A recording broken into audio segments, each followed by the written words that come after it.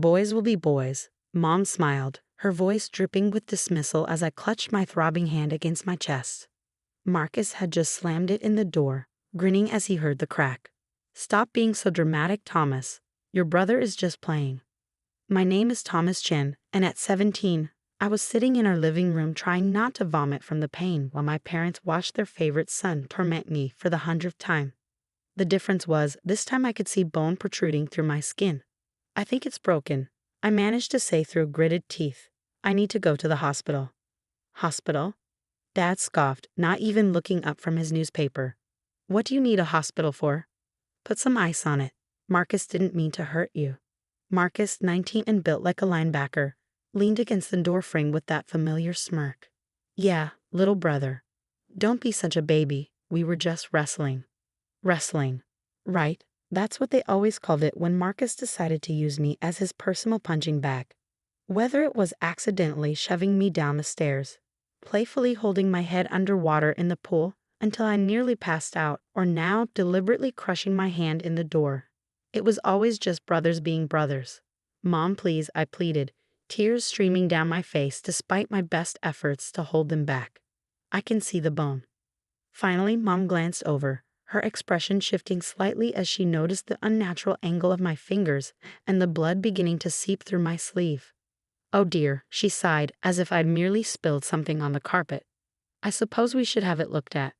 "Marcus, dear, would you drag your brother to the clinic?" "No," I said too quickly, panic rising in my throat.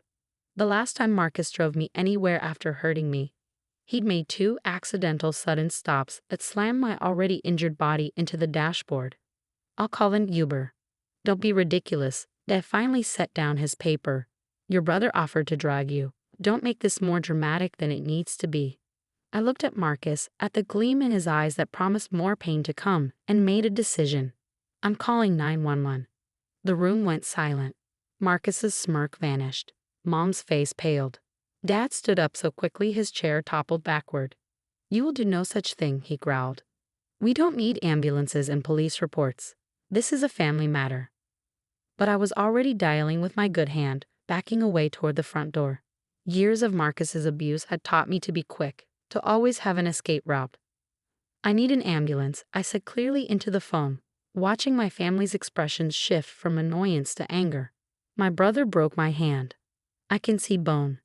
Mom lunged for the phone, but I dodged, years of practice making me nimble despite the pain. "He's confused," she called out loudly. "It was an accident. We don't need." "The address is 1542 Oak Street," I continued, my voice steady even as Marcus took a menacing step toward me. "Please hurry. I don't feel safe." Those last words changed everything. Mom stopped trying to grab the phone, her face frozen in horror. Dad's anger morphed into fear.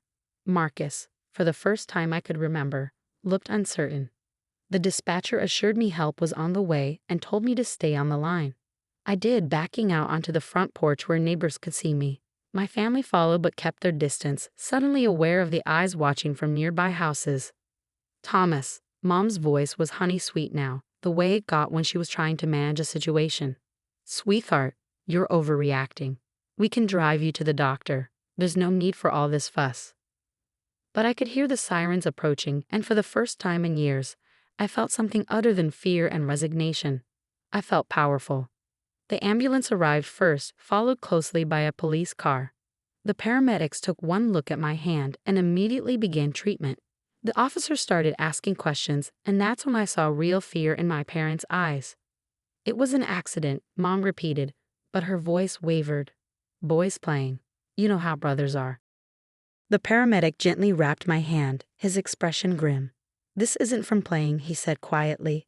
"This was done with significant force." As they loaded me into the ambulance, I heard the officer asking Marcus to explain exactly how my hand ended up in the door. For once, my brother had no smooth answer, no easy lie to tell. "We'll meet you at the hospital," Mom called out, her voice tinged with desperation. But the paramedic was already closing the ambulance doors, and for the first time in my life, I was beyond their reach. What I didn't know then was that this was just the beginning. The ER doctor would take one look at my x-rays, review my medical history, and make a phone call that would shatter my family's carefully constructed facade forever. The emergency room buzzed with activity, but Dr. Sarah Miller's focus was entirely on my x-rays, her expression growing darker with each image she examined. She'd been quiet for several minutes, occasionally glancing between the scans and my medical file with increasing concern. "Thomas," she said finally, her voice gentle but firm, "I need you to be honest with me. These x-rays show multiple healed fractures. Your medical history notes frequent accidents, 6 in the past year alone. This isn't normal." I stared at my bandaged hand, avoiding her eyes. Years of cover stories and excuses bubbled up automatically, but something stopped me. Maybe it was the pain medication making me brave, or maybe I was just tired of lying. "My brother," I said quietly, "Marcus likes to hurt me, has since we were kids." Dr. Miller nodded as if confirming something she'd already suspected. "And your parents?" "They say he's just playing, that I'm too sensitive, that it's normal brother stuff." The words felt bitter in my mouth. She pulled up more images on her screen. "Thomas, look at this." She pointed to various spots on the x-rays. "These are defensive fractures. These are impact injuries. And this," she indicated my current injury, "this was done with deliberate force. None of this is normal brother stuff." Before she could say more, I heard my mother's voice in the hallway, that familiar sugary tone she used when trying to charm authority figures. "We're his parents. Of course we can see him. It was just a little accident." Dr. Miller's expression hardened. "Excuse me for a moment," she said, stepping out into the hallway and closing the door behind her. Through the window, I could see her confronting my parents, her body language firm as she blocked their entry. "I've contacted Child Protective Services," I heard her say clearly. "Given the pattern of injuries and Thomas's statement, I'm legally obligated to report this." "CPS," my mother's voice rose sharply. "This is ridiculous. We're good parents. Tell her, Thomas." But Dr. Miller didn't move from the doorway. "Mr. and Mrs. Chen, your son has multiple documented injuries consistent with ongoing physical abuse. Until CPS arrives and evaluates the situation, I cannot allow you unsupervised contact." "This is outrageous," my father's voice boomed. "We'll have your license for this." "Go ahead," Dr. Miller replied calmly. "File a complaint. But first, explain to me why your 17-year-old son has more healed fractures than most elderly trauma patients." The silence that followed was deafening. "Where's Marcus?" I asked suddenly, realizing my brother wasn't with them.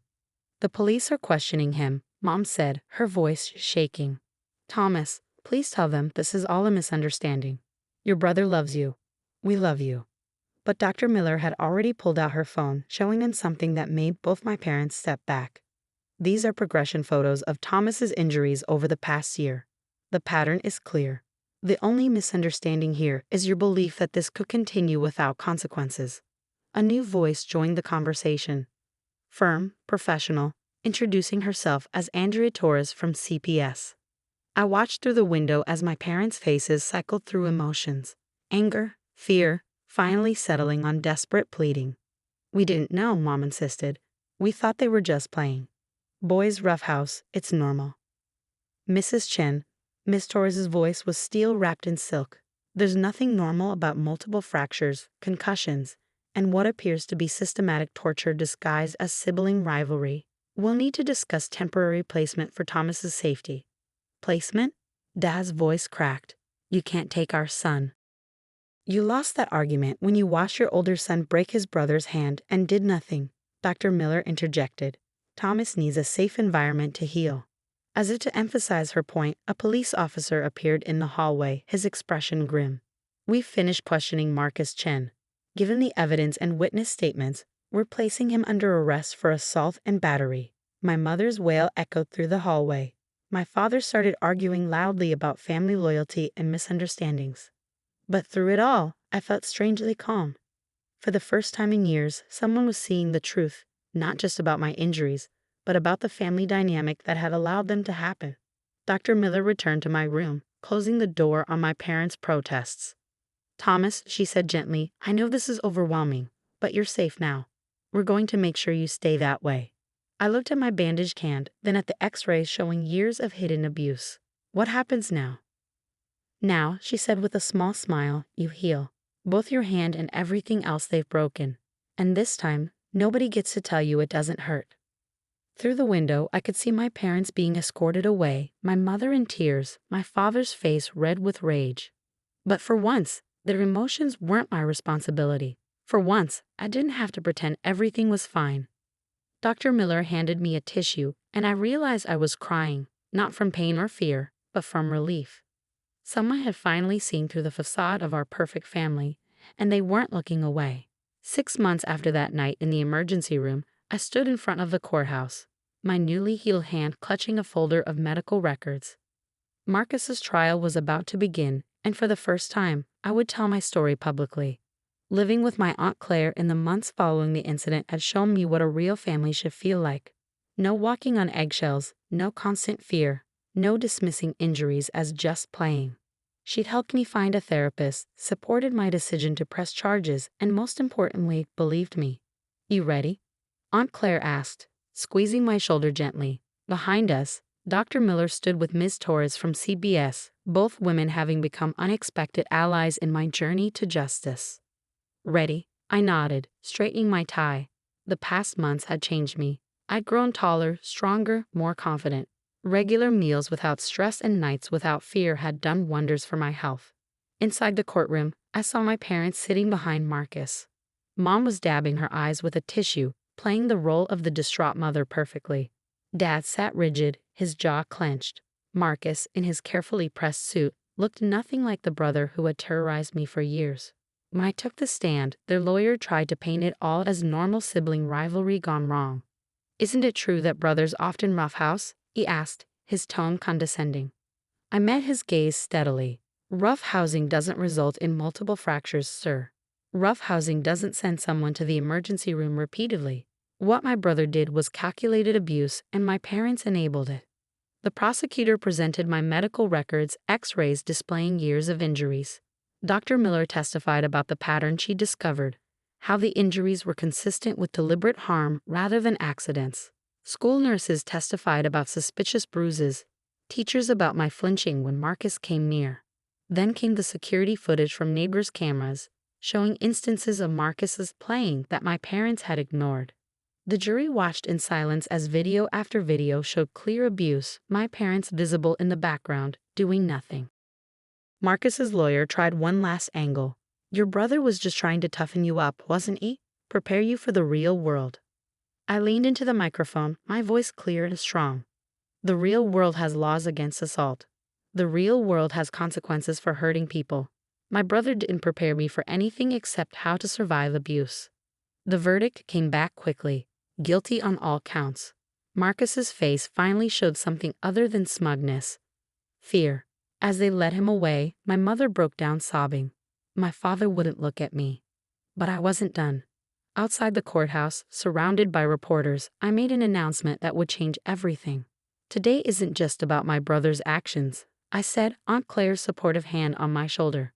"It's about breaking the cycle of abuse that families hide behind words like boys will be boys and sibling rivalry. That's why I'm starting a foundation to help other teenagers trapped in abusive family situations." Dr. Miller stepped forward. "The medical community often misses these cases because families are so good at hiding them. Thomas's foundation will help train doctors to recognize patterns of sibling abuse and provide resources for victims." The reporters' cameras flashed as Ms. Torres announced that CPS would be partnering with the foundation to develop new protocols for identifying and handling cases of sibling abuse. My story was becoming something bigger than myself. 1 year later, I stood at a podium, addressing a room full of medical professionals, social workers, and abuse survivors. My foundation had already helped dozens of teenagers escape similar situations, and our training program was being implemented in hospitals across the state. Marcus was serving his sentence, my parents had lost custody of me, and I was thriving under Aunt Claire's guardianship. The nightmares had mostly stopped, and I no longer flinched at sudden movements. Sometimes, I told the audience, the bravest thing we can do is admit that what's happening isn't normal, isn't okay, and isn't our fault. Sometimes we have to break family silence to save ourselves. After the speech, Dr. Miller approached me with a smile. "Remember that scared kid in my ER? Look at you now." I smiled back, touching a small scar on my hand. A reminder of the night everything changed. Thank you for being the first person to really see what was happening. No, she said firmly. Thank you for being brave enough to speak up. You've helped create a system that will protect others like you. As I drove home with Aunt Claire that evening, I thought about how far I'd come from that night when I finally called 911. My brother had broken my hand, but he hadn't broken my spirit. My parents had tried to silence me, but they'd only given me a louder voice. The Foundation's hotline rang constantly now, each call a chance to help another teenager realize that family loyalty shouldn't mean accepting abuse. Each success story was a reminder that sometimes the worst moments in our lives can lead to the most meaningful changes. I wasn't just surviving anymore. I was thriving and helping others do the same. And that was the best revenge of all.